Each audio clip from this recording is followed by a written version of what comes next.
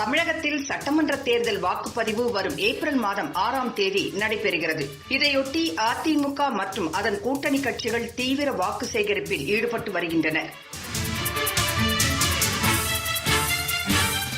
அந்த வகையில் அதிமுக கூட்டணியில் அங்கம் வகிக்கும் பாஜகவிற்கு 20 தொகுதிகள் ஒதுக்கப்பட்டுள்ளது.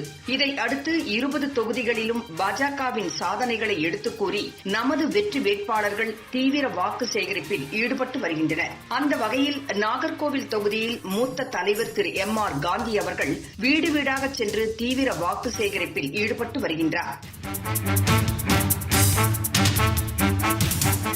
இதேபோல் திருவண்ணாமலை தொகுதியில் வெற்றி வேட்பாளர் திரு தணிகைவேல் அவர்கள் பாஜகவிற்கு ஆதரவாக வாக்களிக்குமாறு மக்களிடம் கேட்டுக் கொண்டார். திருக்கோவிலூர் தொகுதியில் பாஜக சார்பில் போட்டியிடும் திரு VAT கலிவரதன் அவர்கள் பிரதமர் திரு மோடி அரசின் திட்டங்களையும் சாதனைகளையும் மக்களிடம் எடுத்துக் கூறி ஆதரவு திரட்டி வருகிறார்.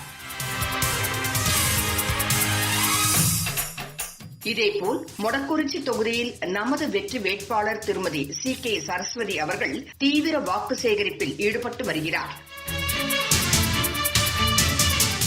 திட்டக்குடி தொகுதியில் வெற்றி வேட்பாளர் திரு பெரியசாமி அவர்கள் தன்னை வெற்றி பெறச் செய்தால் தொகுதி மக்களுக்கு தான் செய்ய இருக்கும் நலத்திட்டங்களை எடுத்துக் கூறி தாமரை சின்னத்திற்கு வாக்கு சேகரித்தார்.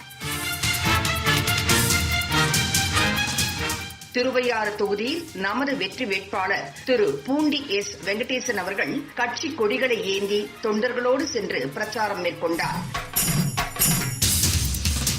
இதேபோல் தாமரை சின்னத்திற்கு வாக்கு அளிக்குமாறும் தன்னை வெற்றி பெறச் செய்யுமாறும் மதுரை வடக்கு தொகுதியில் நமது வெற்றி வேட்பாளர் டாக்டர் திரு P சரவணன் மக்களிடம் வாக்கு சேகரித்து வருகிறார்.